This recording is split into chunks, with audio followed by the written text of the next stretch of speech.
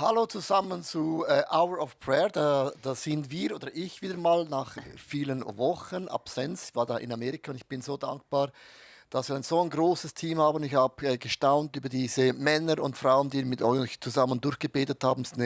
Ich würde sagen, aus meiner Perspektive eine wahre Freude zu sehen, dass wir so viele Leute an Bord haben, die einfach leidenschaftlich vor der Kamera mit euch zusammen die Themen durchdenken und auch beten können. Und Susanne, ich finde es mega schön, wenn wir einfach jetzt beten für diesen Start von heute, weil viele Kinder jetzt mal in der Schweiz, je nachdem vom Kanton oder man in Deutschland, würde man sagen Bundesland, wo man ist, gingen wieder in die Schule, mega, mega nervös.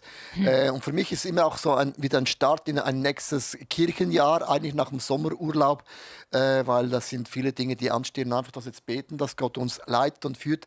Einfach die nächsten paar Augenblicken, wo wir da zusammen sind. Ja, und ich habe heute gelesen im Psalm 91, er hat seinen Engeln befohlen, dass sie dich auf Händen tragen, wohin du auch gehst. Und das ist so ein schöner Gedanke, himmlischer Vater, und den nehmen wir für uns ganz persönlich, für jeden Einzelnen, der jetzt zuhört und zuschaut, dass wir getragen sind auf deinen Händen, auf den Engeln, auf den Händen der Engel. Das ist, dass wir unseren Fuß nicht an einem Stein stoßen. Vielen, vielen Dank für deinen Schutz, den du vorgesorgt hast, für jeden von uns. Amen. Amen.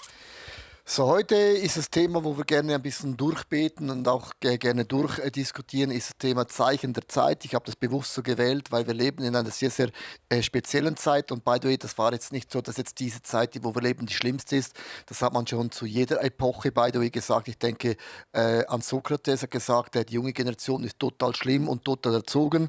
Das Gleiche habe ich schon von meiner Mutter gehört. Aber nichtsdestotrotz, es gibt so ein Thema, wo ich finde, ist ein bisschen so eine große Herausforderung, das ist das Vertrauen. Man hat das Vertrauen, sage ich jetzt mal, in Leiterschaft ein bisschen verloren. Man hat auch das Vertrauen verloren in viele Pastoren, Pastorinnen, auch in Politik, weil es wird vieles gesagt und dann wird es doch nicht gelebt. Und das hat eine große Auswirkung, dass eben dann, wenn das Vertrauen total verloren ist, bedeutet auch, die Gemeinschaft hat nicht mehr die Intensität. Und das ist das Ziel am Ende vom Tag. Der Teufel kommt, um zu stehlen, zu töten und auch zu vernichten. Und die Frage war für mich gewesen, zwei Fragen. Ich möchte mit diesen Fragen beginnen, weil ich finde, sie sind eigentlich mega einfache Fragen. Die erste Frage ist, wieso vertrauen dir Menschen? Und wenn die Antwort ja ist, dann gibt es einen Grund, es gibt Gründe, es gibt Fakten, es gibt Situationen, wo du dein Vertrauen auch unter Beweis gestellt hast. Und das Zweite ist, wenn Menschen dir nicht vertrauen, dann kommt die Frage, warum nicht? Ich finde, diese zwei Fragen bringt es auf den Punkt. Und wenn wir über ein Thema sprechen, wo man doch merkt, es geht ein bisschen nahe, es ist nicht so angenehm, dann ist das Schöne, und das ist auch so mein Ansatz, dass man sagt, Heiliger Geist, was ist von dem, was ich gehört habe, mein Punkt, den ich nehmen kann? Man kann nicht alle Punkte ändern oder die einen sagen, Susanne, die es dann sehr genau nehmen, sind total überfordert, die sind dann total platt, weil sie denken, das erreiche ich gar nie. Und ich finde es eben schön, dass man sagt, Heiliger Geist, hier bin ich. Sprich zu mir, decke mir eine Sache auf, das jetzt für mich mit meinen Möglichkeiten auch machbar ist. Und dann wird der Glaube etwas in meinen Augen nach vorne gerichtet, Positives. Ja, und wenn es darum geht, kann man mir vertrauen oder warum kann man mir nicht vertrauen, haben wir 4 Punkte aus der Message vom Sonntag. Also wenn du sie noch nicht gesehen hast, kannst du sie auch nachher noch nachschauen. 4 Punkte, wo wir heute durchbeten wollen. Und wie es Leo schon gesagt hat, vielleicht spricht dir der eine oder der andere an und du merkst, oh, das ist ein Trigger. Arbeite nicht gerade an allen 4, das ist mein Tipp, sondern das haben wir auch am Sonntag gehört, die Stärke und der schwächste Punkt und der stärkste Punkt, und daran wollen wir arbeiten. Also, der erste Punkt ist transparent, und ich habe mir aufgeschrieben, seine Schwächen zu vertuschen ist der größte Fehler als Leiter. Kannst du das bestätigen, Leo? Ja, ich kann das bestätigen. Natürlich Leiterschaft, und das kannst du aber das auch nehmen für deine Familie, für deine Kleingruppe, für deine Microchurch. Und auch wenn du jetzt sagst, mal, du hast niemanden, den du leitest dich selber. Das ist das höchste Gut, das möchte ich auch bewusst betonen. Darum, es betrifft uns alle. Transparent hat für mich zu tun, dass ich die Tendenz habe, meine Schwächen, was man ja nicht gerne hat, ein bisschen den Teppich draufzulegen. Und es ist natürlich schon logisch so, dass man ja nicht immer bei den Schwächen rumhacken muss, aber am Ende vom Tag ist es so, wenn man den Schwächen nicht in die Augen schaut, dann wird das etwas, was man eben, ich sage jetzt mal, man gibt ihm auch Kraft im negativen Sinn, weil man gibt ihm keine Chance, auch zu sagen, ich brauche Ergänzung. Und wir brauchen Ergänzung. Wir sind nicht so erschaffen worden, dass ich alles kann. Ja. Aber wir haben oft das Verlangen, alles zu können. Ich denke, in der Schule, ich war sehr gut in Geometrie, Mathematik, Sport, Musik, absolut Weltklasse. Sprache, Französisch, Englisch, eine Katastrophe. So habe ich gewusst, das wird mehr so mein Bereich sein, wo ich gut bin, bis ich dann Pastor geworden bin, wo man viel kommunizieren muss in dem Sinne. Und das bedeutet bis heute, ich brauche dringend Ergänzung in der Kommunikation. Und das mit dem, es fällt keinen Zacken aus der Krone. Ich sage das auch nicht zum Sagen, ich kann mich da nicht entwickeln, aber es nimmt mega viel Druck weg und es ist auch nicht realistisch, dass man bei allem immer gut ist und einfach nicht auch zu dem stehen kann, weil zu den Stärken stehen wir auch, sollte man zu den Schwächen auch stehen. Und das nimmt aus meiner Perspektive den Druck weg, dass ich von Anfang an in Team, denke, ich brauche Ergänzung und das ist wichtig, so zu denken. Ja, das ist das eine, dass wir Ergänzung brauchen. Und das andere ist eben, dass ich auch sagen kann, Entschuldigung. Also das ist ein wichtiges Wort, oder? Weil das bedeutet genauso, dass man transparent ist, man vertuscht nicht seine Fehler, man vertuscht nicht seine Schwächen. Und vielleicht ist das ein Punkt, der dich anspricht. Ich lese dazu Johannes 8, Vers 32. Es heißt da, ihr werdet die Wahrheit erkennen und die Wahrheit wird euch befreien. Wie steht das jetzt in Zusammenhang mit Transparenz, dieser Vers? Also, ich habe das, ich weiß nicht wann gesagt, in einer selbstbestimmten Wahrheit tut auch weh. Wahrheit ist verletzend. Es ist nicht so, dass Wahrheit immer nur im ersten Moment, es tut weh, das ist wie ein Chirurg, der kommt, macht einen Schnitt und es tut weh, einzugestehen, ich habe es gut gemeint. Zum Beispiel, wenn man etwas gut meint, in der Kindererziehung, in der Ehe, was immer. Es ist nicht alles, was man gut meint, auch richtig. Und das tut weh, wenn dann, als ich zum Beispiel meine Kinder mal gefragt habe, was findet ihr an meiner Erziehung ist gut? Da haben sie gesagt, und was ist schlecht? Und das, was schlecht ist, war ich überrascht, dass gewisse Dinge kamen, wo ich anders wahrgenommen habe und auch empfunden habe. Und das tut weh, weil du denkst, ja gut, hätte ich das gewusst, von Anfang hätte ich es anders gemacht. Aber logisch, das Gegenüber kann das auch nicht immer so gut aussprechen. Das tut weh, Wahrheit tut weh, weil es eben Dinge offenbart, aber am Ende vom Tag, es ist auch freisetzend. Es ist befreiend, eben es befreit wieder, weil es ist offenbart und es gibt dann eine Chance, dass man das weiterentwickeln kann. Und man hat immer das Gefühl, man muss bei allem perfekt sein. Logisch, ich möchte nicht alles falsch machen, aber es nimmt mega viel Druck weg. Es gibt ja viele Punkte, wenn es um Transparenz geht. Was ich gerade in der Sommerpause immer mehr gemacht habe, ist, ich war transparent mit Gott. Ist auch ein Thema. Zum Beispiel habe ich ihm einfach gesagt, schau mal, diese und diese Bibelstelle, wenn ich sie gerade gelesen habe, löst bei mir einfach etwas Negatives aus. Und ich verstehe dich nicht und ich kann das nicht einordnen und auch das ist transparent. Und in diesem Bezug hat genau wie es hier steht, die Wahrheit, einfach mal die Wahrheit zu sagen und zu sagen, lieber Gott, so fühle ich mich dir gegenüber oder das löst es dir gegenüber aus, anstatt das zu beschönigen. Ich glaube, das tut unserer Beziehung gut und genau dafür möchten wir beten, für die verschiedenen Aspekte von Transparenz. Aber was sie alle gemeinsam haben, ist, dass wir nichts mehr vertuschen, nicht mehr tun, als wäre alles in Ordnung, auch gegenüber Gott, wo auch immer, dass wir sagen können, Heiliger Geist, hilf du uns, dass wir zur Wahrheit stehen können und dass wir wahr werden können mit uns selber, mit unseren Stärken, mit unseren Schwächen, dass wir einfach wahr werden können und dass wir keine Angst haben, wenn man uns ins Herz sieht, wenn man in unsere Gedanken sieht. Was eben auch macht, wenn man auch zu Dingen stehen kann, die man nicht so gut kann. Logisch, das ist im Kontext gar nicht so einfach, weil es wird ja auch gewisse Dinge erwartet. Man hat Angst, man verliert einen Job, eine Freundschaft, was auch immer das auch ist. Aber es löst so einen Druck aus, den uns eben auch krank macht. Und ich möchte bewusst auch da wie eine Linie für dich ziehen und sagen, dass du diesen Mut hast und sagen, halt, stopp, hier überquere ich eine Linie, wo ich einfach in den Bereich hineinkomme, wo ich emotional, körperlich, aber auch fachlich einfach total das nicht bringen kann, auch wenn ich das gerne möchte. Und ich bete für diesen Mut, dass du auch auf diese Gefühle, Bereiche sehr, sehr sensibel achtest und auch reagieren kannst.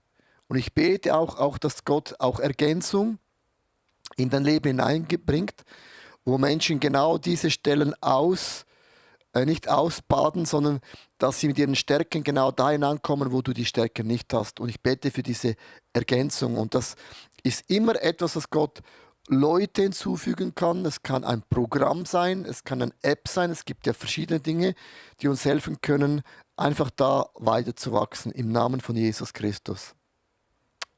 Amen. Amen. Ich habe Was mir, Susanne, ja, als ich gebetet habe, finde ich ein wichtiger Punkt. Es hört sich natürlich jetzt mega einfach an. Wenn du einen Job hast, wird ja auch viel erwartet.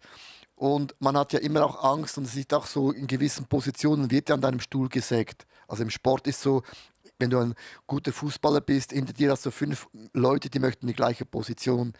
Logisch bist man immer in einem Druck, aber dieser Druck eben auch, den viele Leute auch verspüren, über das Maß zu gehen, und zwar über längere Zeit, macht dich krank, bringt dich in einen Burnout. Und ich glaube einfach, dass die Kultur, die wir drin leben, von Leistung nur bedingt gut ist, sondern dass man auch sagen muss, ja, ich kann das, ich gebe mir Mühe, aber ich kann nicht versprechen, dass ich diesen Bereich hinkriege.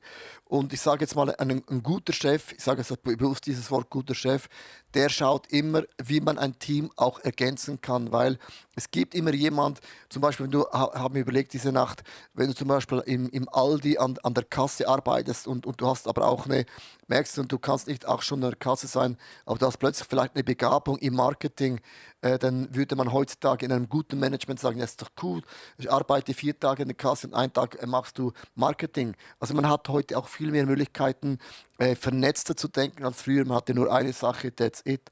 Also sage ich immer, es lohnt sich, dass bei den Kindern in der Kleingruppe, der Small Group, bei Microchurch immer vernetzt zu denken, wie kann man auch etwas wie so einen, wie sagt das, so ein Spinnennetz, das Ganze zusammensetzen. Das ist so ein bisschen auch die neue Kultur von Leidenschaft, wo man drin ist, zu früher, wo eine Person wie alles machen musste. also jetzt waren wir bei Transparenz als der erste Punkt, wie Vertrauen geschaffen wird. Also Personen, die transparent sind, die sich in die Karten schauen lassen im Sinn von Stärken und Schwächen zugeben. Das ist ein Punkt. Ein weiterer Punkt ist Mut. Jetzt Mut, wie braucht man Mut, um Vertrauen zu schaffen? Also Mut meine ich mit dem, es geht nicht auch darum, jetzt habe ich eine Idee, ich ziehe es durch und ich bin mutig. Von dem spreche ich nicht. Es gibt Weisheit. Also wenn ich eine Entscheidung treffe, die sehr einschneidend ist, dann hole ich immer Ratgeber. Die Bibel sagt auch, wir sollen Ratgeber holen, fachlich, geistlich, seelisch. Leute haben es schon gemacht, was immer, also man einen Rat holt. Und das bedeutet nicht Leute, die das schon gemacht haben, dass der Rat immer richtig ist, aber man holt den Rat, man hat eine Demo zu sagen, hey, ich bin ja nicht so doof, dass ich den gleichen Fehler hole. Ich meine mit dem, wenn man dann mit allen Fakten, die man hat, so viele Fakten, wie man zusammentragen muss, und ich habe das ja auch gesagt, man hat nie alle Fakten zusammen, never ever. Darum heißt es ja auch Glauben. Glaubensschritte bedeutet ja, ich gehe einen Schritt, obwohl ich das vielleicht noch nie gemacht habe. Dann ist es wichtig, dass ich sage, ich ziehe es durch mit meinem Team, nach dem besten Wissen und Gewissen, und dann zieht man es konsequent durch. Weil was dann schlimm ist, wenn man sagt, ja, ich bin mir auch nicht sicher, dann macht man das ganze Umfeld nervös. Also dass man es mit Überzeugung durchzieht, aber dann ein offenes Herz hat, wenn es dann nicht funktioniert, um dann zu sagen, es tut mir leid, ich habe es anders vorgestellt. Ich finde einfach, die Kultur, die muss drin sein. Und es gibt viele Leute, die sind so harmoniesüchtig. Man hat Angst, dann jemand auf den Fuß zu stehen, Angst, ein bisschen die unangenehmen Gespräche zu führen, obwohl man weiß, was man machen müsste. Oder Angst, wenn ich das mache, ich verliere die Person. Und das ist dann oft interessant, dass man den Leuten sogar vor dem nächsten göttlichen Schritt sogar noch im Wege steht. Und ich finde das extrem spannend, wenn man denkt, dass also genau dieser Mut, auch aus der Komfortzone rauszugehen, Vertrauen schafft. Also das ist schon etwas sehr Spannendes und genau dafür möchten wir jetzt beten. Mut einfach auch, weil man dann auch, wenn etwas nicht funktioniert, eben die transparent wieder sagt, es tut mir leid. Ich finde eben, das ist die Kultur, die ist verloren gegangen. Wenn jemand heute einen Fehler macht, dann wird er gerade gecancelt, weg, du hast keine Chance. Und das ist eine dämonische Kultur. Die Welt mag diese Kultur leben, aber wir in unserer Church, wir leben nicht die Kultur. Ich finde einfach, man wagt was Mutiges, immer im Kontext mit Beratung. Und wenn dann etwas falsch geht oder man hat mal was Falsches gesagt oder was sagt, das war nicht politisch korrekt, sorry, man kann nicht jedes Wort auf die Waagschale legen. Und wenn jemand sagt, es tut mir leid, das habe ich nicht so gemeint, ich werde das nicht mehr sagen, dann finde ich eben auch die Kultur zu sagen, ich vergib dir, ich glaube dir auch, das kann jeder Person, es kann wirklich jeder Person geschehen. Und das ist heute ein bisschen umkämpft, weil man hat den Mut nicht mehr, weil man gecancelt wird und auch Shitstorm und man verliert den Job. Und die Kultur, die können wir eben auch bewusst sagen, das machen wir nicht so, da gehen wir nicht mit. Und darum, Susanne, wir können jetzt einfach beten, dass Gott uns der Geist vom Mut gibt. Wir haben nicht den Geist der Angst bekommen, sondern den Geist vom Mut, der Kraft und auch der Besonnenheit. Für das kannst du vielleicht beten. Ja, und eben nochmal zum Wiederholen und das Bild vor Augen zu haben, Harmonie bedeutet nicht automatisch, dass Vertrauen gebildet wird. Und mit dieser Vorstellung kommen wir vor dich, Jesus. Und du siehst Bereiche, wo ich lieber Harmonie habe und denke, das schafft Vertrauen, anstatt Mut, die Dinge zu tun, wo ich weiß, dass sie richtig sind. Und ich bitte dich, dass du uns segnest mit diesem Mut. Und in 2. Timotheus 1, Vers 7, was du, Leo, schon gesagt hast, rufen wir uns in Erinnerung, dass du, Gott, uns nicht den Geist der Furcht gegeben hast, sondern einen Geist der Kraft, der Liebe und der Besonnenheit. Und deswegen sagen wir dem Geist der Furcht oder Angst in unserem Leben, jemandem auf den Fuß zu treten oder dass wir nicht vertrauenswürdig sind, wenn wir nicht Harmonie halten, dieser Angst sagen wir, du bist entlarvt und du gehst im Namen Jesus. Ich füttere dich nicht länger. Ich stelle dich raus aus meinem Leben und ich empfange die Kraft, ich empfange die Liebe und ich empfange die Besonnenheit und bin von diesem Geist der Kraft, der Liebe und der Besonnenheit bestimmt. Und dieser Geist gibt den Ton an in meinem Leben. Wenn man das vielleicht jetzt noch ganz kurz ein bisschen zusammenfasst, es geht ja um Vertrauen und ich habe gesprochen von einer Kultur, man baut eine Kultur auf. Wieso Kultur aufbauen ist so, Vergebung wird dir geschenkt als ein freies Geschenk der Gnade, sagt die Bibel. Gnade bedeutet, du kannst sie nicht erarbeiten, nicht verdienen, es ist auch nicht unlogisch, es übersteigt alles, aber Vertrauen ist das Einzige, was dir nicht geschenkt wird. Vertrauen wird erarbeitet, wird aufgebaut. Das heißt, wenn einmal ein Vertrauen verloren geht, ist es nicht so, dass es für immer weg ist nicht der Fall, sondern Vertrauen kann wieder hergestellt werden. Das ist auch ermutigend, weil sonst sagt man, ist der Ruf mal ruiniert, lebt sich ungeniert, gibt es diesen Satz.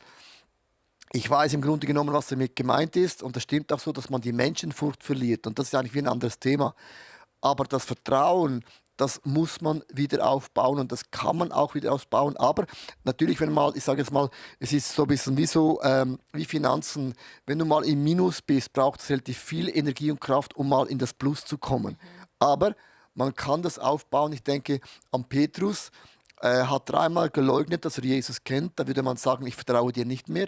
Ich habe dich ausgewählt, du warst mein engster Freund. Da war er bei den Wundern dabei, wo der Rest die Wunder nicht gesehen hat. Und dann verleugnet er ihn 3-mal hochgradig, unvorstellbar. Aber dann ist interessant, dass nachdem, wo Petrus sagt, es tut mir eigentlich leid, ich werde jetzt gehen in Orte, wo ich nicht gehen wollte. Von da an sieht man, wie Petrus das durchzieht und die Menschenfurcht verloren hat. Da ist bei ihm auch etwas zerbrochen, von vermutlich, das geschieht mir nie mehr. Und das Vertrauen hat man dann gesehen im Leben von Petrus. Er hat sein Leben gegeben für die Sache von Christus. Ein gutes Beispiel, das Vertrauen kann wieder aufgebaut werden, aber es ist etwas, was man eben beweisen darf, muss und wieder sollte. Ja, und das ist eine sehr schöne Geschichte, gerade in Bezug auf unseren Glauben an Gott, dass er uns immer wieder eine Chance gibt, zu zeigen, dass wir vertrauenswürdig sind. Und du kannst auch die Geschichte nehmen von der Ehebrecherin. Sie wird im Ehebruch erwischt und Jesus kniet sich nieder auf die Augenhöhe von ihr, schaut in die Augen und sagt, wenn niemand dich anklagt, ich werde dich auch nicht anklagen, ich werfe keinen Stein. Und dann sagt Jesus 2 interessante Sätze, dir sind deine Sünden vergeben, also alles habe ich dir vergeben. Und dann sagt Jesus, geh hin und mach es nicht mehr. Also mit anderen Worten, das geschieht nicht mehr. Also das heißt auch wenn ein Leben noch so von Fehlentscheidungen geprägt ist, man kann irgendwann sagen, okay, habe ich gemacht, Katastrophe, nicht einmal zu viel. Man kann eine Linie ziehen, aufstehen und dann ist es kein Thema mehr. Ist es gleich eigentlich wie beim Vertrauen. Also und der nächste Punkt, was unser Vertrauen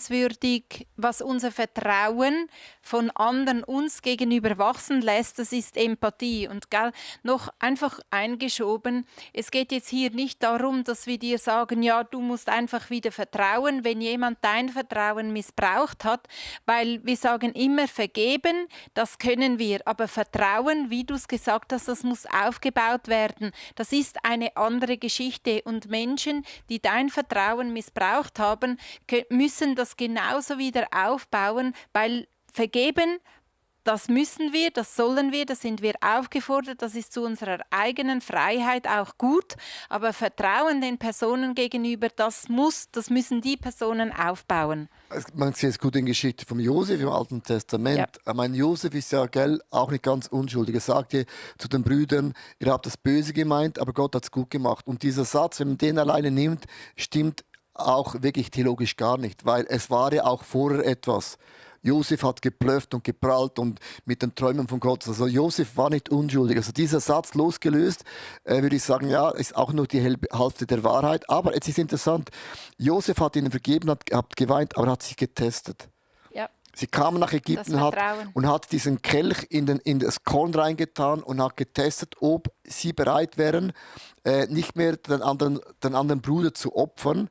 Dann sagen, okay, dann ist halt der auch weg, sondern er hat sie getestet. Und jetzt auch wieder, die Brüder von Josef konnten das, was sie verkackt hatten, konnten sie nochmals unter Beweis stellen. Und sie haben anders reagiert als bei Josef. Also Transparenz, Mut und Empathie. Also gerade dieser Punkt von Empathie ist am Beispiel von den Brüdern ja so stark rausgekommen, wie der Simeon sich so eingesetzt hat.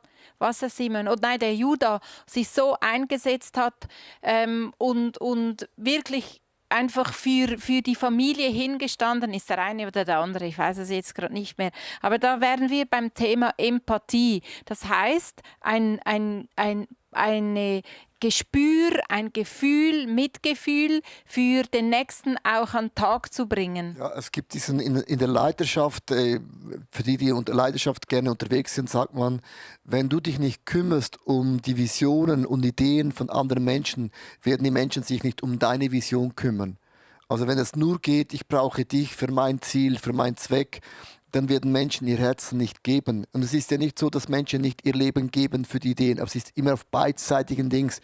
Und wenn ein Leiter, eine Leiterin in einer Kirche, Microchurch, Hauptsache es geht um den Wachstum oder um die eigene Karriere oder den eigenen Ruf oder meine eigenen Followers auf Instagram, dann werden Menschen nicht ihr Herz, also du wirst immer Menschen finden, ist auch nicht aber nicht die Masse, sondern Menschen müssen spüren, das hat man bei Jesus gemerkt, er hat sein Leben niedergelegt für seine Freunde. Ich habe dieses Beispiel gebracht von Maximilian Kolbe.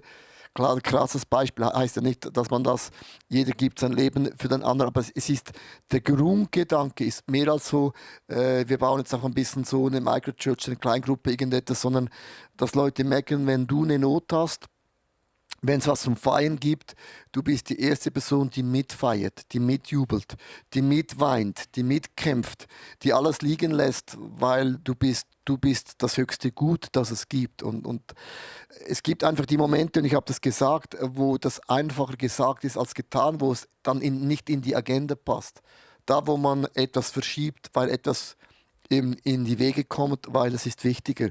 Und da zeigt es das eben auch, wie wertvoll ist dann meine engen Freundschaft. Das kann man nicht für alle machen. Und auch da wieder, ich sage das Gleiche wieder, frag den Heiligen Geist immer wieder und frag Jesus, was ist mein Anteil? Es kann manchmal sein, wo Gott sagt, nee, jetzt musst du an dich denken. Aber es gibt einen Moment, wo Gott sagt, nee, jetzt stehst du zurück. Und ich möchte jetzt einfach beten, weil ich glaube, wir alle haben so Situationen, wo einfach der Heilige Geist den Finger drauf legt und sagt, hey, nur weil der andere sich nicht meldet oder nur weil die andere Person den Kontakt mit dir abgebrochen hat, heißt es ja nicht einfach, dass ich den Kontakt auch abbreche. Ich bin auch immer auch eine Person mit einer freien Wahl. Vater im Himmel, ich halte dir einfach alles hin, was du mir anvertraut hast. Und du hast mir viele Dinge anvertraut. Ob das viel oder wenig ist, ob das 1, 2 oder 5 Talente sind, spielt keine Rolle. Aber niemand steht da mit leeren Fähigkeiten. Du hast uns allen anvertraut, Menschen, eine Ministry, einen Dienst, eine Familie, vielleicht ein Business, was auch immer das ist. Aber ich bitte dich jetzt einfach da, wo ich meine Augen zugemacht habe vor der Not, weil ich vielleicht sogar finde, es ist selber schuld. Das habe ich Ihnen ja gesagt. Und jetzt plötzlich muss ich doch nochmals einrücken und da sein und mich Zeit nehmen, das nervt. Ich möchte dich einfach fragen, Jesus, gibt es etwas, was du von mir gerne hättest, dass ich tue? Oder kann es sein, dass du auch sagst, dass ich gewisse Dinge nicht mehr tun soll, wo ich Dinge auch weglasse? Man kann auf beide Seiten fallen. Man kann zu wenig tun und man kann zu viel tun. Und das ist auch einfach eine Frage, wo ich Jesus stelle im Gebet. Und du merkst, es ist ein Dialogkultur. Ich kann ja die Themen bei Jesus auslegen, mit ihm das anschauen, mit ihm diskutieren, weil am Ende vom Tag heißt es, meine Zeit steht in deinen Händen. Das heißt, mein Leben, meine Agenda steht in den Händen von diesem allmächtigen, allwissenden, allgegenwärtigen Gott. Und ich lege das in deine Hände. Und ich möchte auch für die Menschen beten, die einfach sehr viel spüren in Bezug auf Empathie, sehr viel wahrnehmen und dass du auch da einen Schutz um die Menschen legst, weil du hast dich nicht stressen lassen von den Umständen, Jesus, sondern du hast einfach das getan, was du den Vater tun sahst. Du hattest keine eigene Agenda, sondern du hast das getan, was du den Vater tun sahst. Und lass uns nach diesem Vorbild urteilen, wo wir helfen sollen, wo wir nicht helfen sollen, wo helfen ein Fehlverhalten fördert, wo Helfen angebracht ist. Du bist stehen geblieben, wo alle anderen weitergelaufen wären. Du hast gewartet, wo alle anderen hingeeilt wären, wenn ich an Lazarus denke. Und du hast Empathie so stark gehabt, dass du dein Leben für uns gegeben hast. Und trotzdem hast du bei Lazarus 3 Tage gewartet oder warst erst am 4. Tag gekommen und hast so viele Dinge gemacht, die wir einfach anders gemacht hätten. Und Heiliger Geist, es heißt in der Bibel, dass wir um Weisheit bitten sollen, wo uns Weisheit fehlt. Und in Bezug auf Empathie bitte ich dich um Weisheit, dass wir sehen, wie du siehst und handeln können, wie du gehandelt hast. Dass es zum Wachstum und zur Ähnlichkeit von dir führt und nicht kranke Systeme unterstützt von unserer Seite oder von der anderen Seite.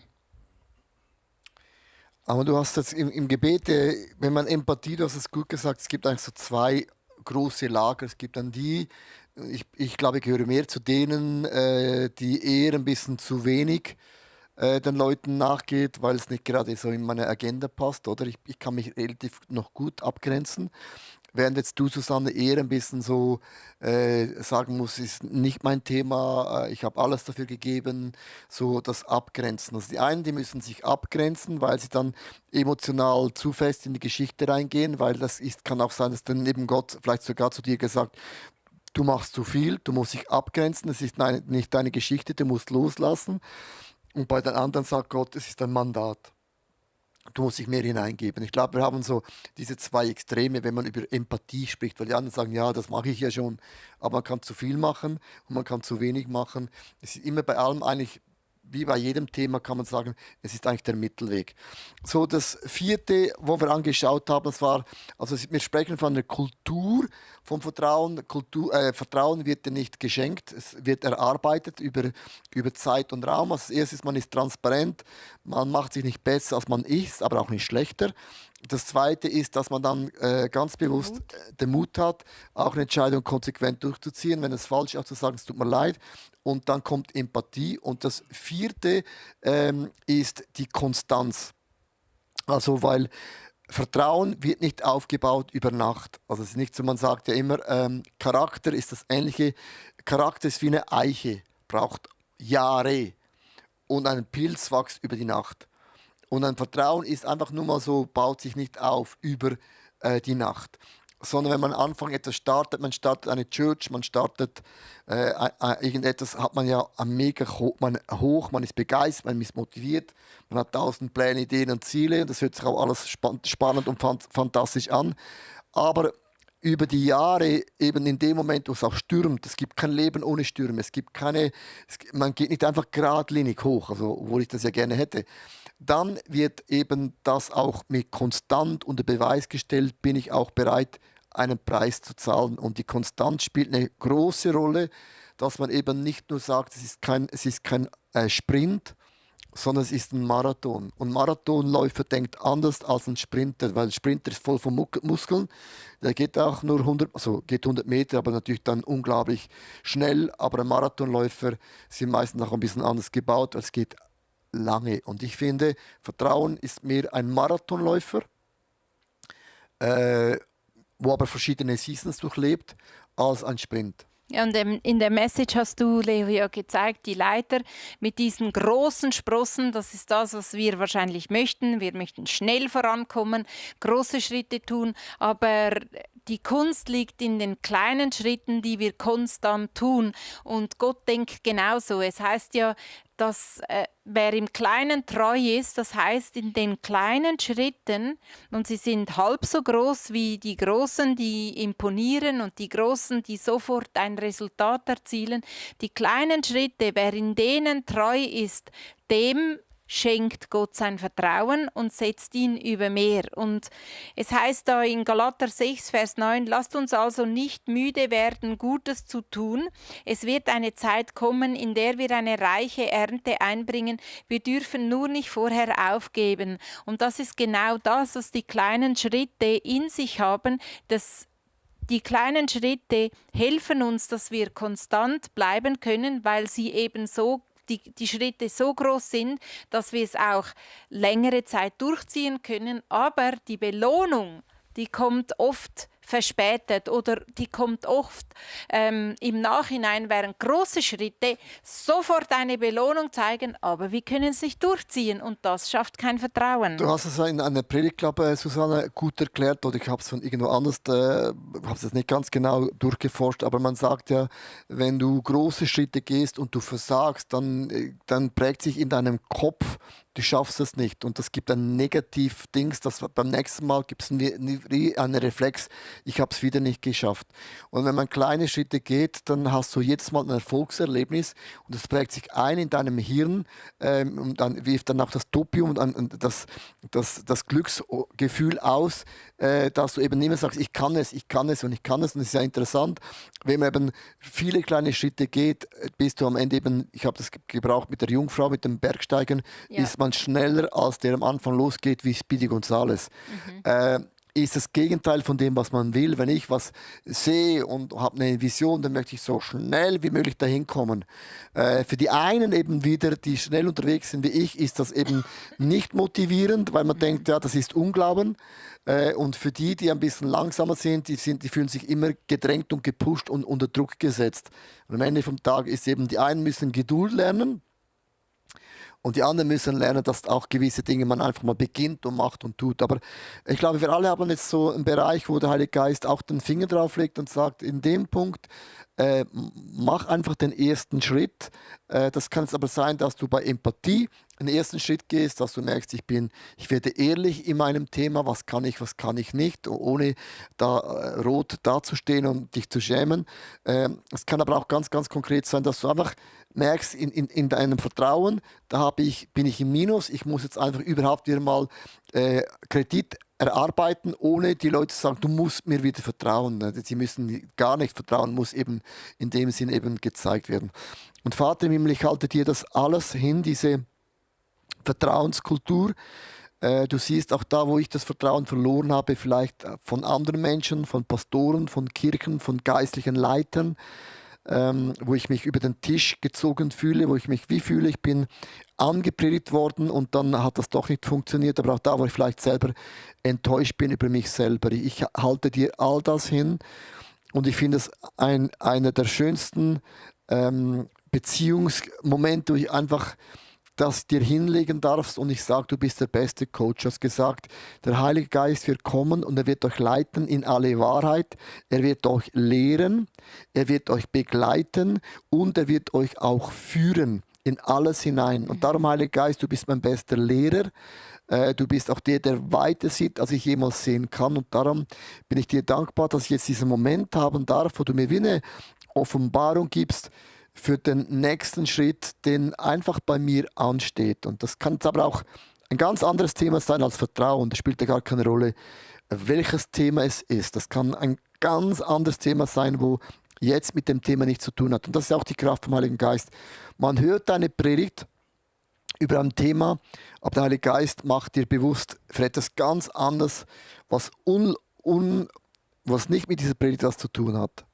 Ja, und himmlischer Vater, ich bitte dich auch für Konstanz in unserem Leben. Und das Bild mit der Leiter ist so beeindruckend. Und da, wo wir zu große Schritte gehen wollen, Heiliger Geist, da öffne uns die Augen, dass wir den Schritt angemessen anpassen können und kleine Schritte gehen, dafür konstant. Hilf uns dabei, dass das eine Charakterstärke wird von uns, das uns auszeichnet, dass wir konstant erscheinen, dass wir konstant die Schritte tun, weil das Mehrwert ist, wieder einmal ein Riesending reißen und dann sind wir wieder weg von der Bildfläche. Heiliger Geist, bewirke Konstanz in meinem Leben und auch da, dass ich ehrlich werden kann mit dem, was ich kann, was ich auch konstant dann durchziehen kann. Mögest du, Heiliger Geist, uns damit segnen, dass wir das in die richtige Balance bringen können, die Größe der Schritte, damit wir sie konstant machen können. Und weißt du, und all das habe ich dann einen Strich gezogen, gibt Vertrauen. Und das ist natürlich interessant, logisch, es gibt vielleicht auch noch andere Punkte, das Vertrauen bewirkt. Aber was ich mit dem eben einfach sagen möchte, mit den Talenten, wo ich gebraucht habe, ein bisschen theologisch, ein bisschen sage ich mal, an Haaren herbeigezogen, habe ich auch bewusst gesagt, aber das Bild finde ich schön. Man kann Dinge entwickeln. Es ist nicht einfach so, dass man, wenn man Angst hat, man hat versagt oder Angst hat, man kriegt es nicht hin, dass man das vergräbt, dass man eben auch die Leidenschaft vergräbt. Man hat Angst, man macht Fehler, man hat Angst, man wird gecancelt, dann ist man in der Position, wo man diese Dinge vergräbt. Und Gott freut sich nicht, weil ich sage immer, wenn wir besser werden in unserer Leidenschaft, in unserem Leben, das Umfeld profitiert. Werden wir schlechter, das Umfeld profitiert auch. Jemand hat mal gesagt, wenn du Piano spielst, also ein Profi-Pianist, wenn er einen Tag lang nicht spielt, hört das niemand. Wenn er dann eine Woche lang nicht spielt, hören das dann die Nachbarn. Und wenn er einen Monat nicht spielt, hören das dann die Zuhörer. Oder? In dem Sinne. Also wenn du einen Tag nicht spielst, dann hörst du es vielleicht selber. Aber dann die Nachbarn und dann die Zuhörer. Das ist genau das Gleiche in dem Sinne. Es ist mega, mega wichtig, dass man einfach unterwegs ist, dynamisch ist. Und Hour of Prayer ist genau das Gleiche. Wir haben uns auch entschieden, wir machen keine Pause, ob es Leute in Sommerurlaub gehen oder nicht gehen oder wir nicht da sind. Wir haben gesagt, nein, wir haben so viele Leute, wir haben ein Team und wir machen das konstant. Das ist auch wieder etwas, man muss sich nicht überlegen, ist es heute, ist es nicht heute, wie Sonntag. Wir haben immer Celebration, genau das Gleiche. Wir haben es noch nie ausfallen lassen. Weil es gibt eine Konstant und es gibt ein Vertrauen. Ich sage nicht, wenn das andere anders machen, ist falsch. Das möchte ich auch jetzt bewusst auch immer betonen, weil manchmal nehmen dann Leute mein Beispiel und sagen, Pastor, siehst du, Lea hat gesagt, man muss immer, nicht mein Thema, es ist unsere Geschichte, aber wir haben es, das bedeutet aber oft auch, wir gehen extra Meile. Das ist das, was ich mit dem sagen möchte. Es ist nicht bei uns so, wir haben zu viele Leute und die können im Überfluss sein. Nein, es hat auch für uns oft bedeutet, wir sind spät in Urlaub gefahren, wir sind früher nach Hause gekommen, das hat man nicht gesehen. Aber es hat einen Preis, konstant hat einen Preis, aber das nicht zu machen, hat auch einen Preis. Und ich sage immer, die Frage ist, welchen Preis will man am Ende bezahlen? So, lass uns nochmals beten, einfach jetzt für diese Woche. Ich danke dir, dass du mit uns jetzt mitgebetet hast, mit zugehört hast, wo auch immer du, ob du kochst, im Auto bist, auch immer. Es gibt auch Tausende von Menschen, die hören das später noch an. Und danke auch für diese Möglichkeit von YouTube, dass man es später noch machen kann. Denkt daran, Daumen hoch, ganz kurz was in den Kommentar reinschreiben. Danke, Amen, was auch immer. Und das hilft uns vom Algorithmus, damit unsere Hour of Prayer einfach ganz, ganz oben auf YouTube ist. Und ich habe so viele Geschichten gehört diese Woche von Leuten, die kamen aufgrund von YouTube ins ICF. Also das ist krass. Nichtgläubige Leute haben einen Predigt gesehen, Thema, hat sie berührt, kamen, fanden zum Glauben. Darum ist der Daumen hoch und Kommentar für heute nach dem Sonntag mega, mega wichtig. Willst du uns noch segnen, Susanne? Ja. Jesus, du bist extrem vertrauenswürdig. Und überall da, wo uns das triggert, dürfen wir transparent darüber sein und mit dir darüber sprechen. Und du zeigst uns, wer du bist. Du hast nichts zu verbergen. Du bist vertrauenswürdig und wir schauen dich an. Und dann werden wir dir ähnlicher. Danke, dass du dein Herz so weit aufmachst für jeden von uns. Und das ist der Segen von dieser Woche, dass wir freien Zugang haben zu dir zu jeder Zeit. Und wir wollen dir ähnlicher werden. Segne uns damit. Amen. Amen. Vielen Dank. Schöne Woche und wir sagen God bless you aus Zürich. Bis zum nächsten Mal. Ciao, ciao. Tschüss. Arrivederci. Ciao, ciao.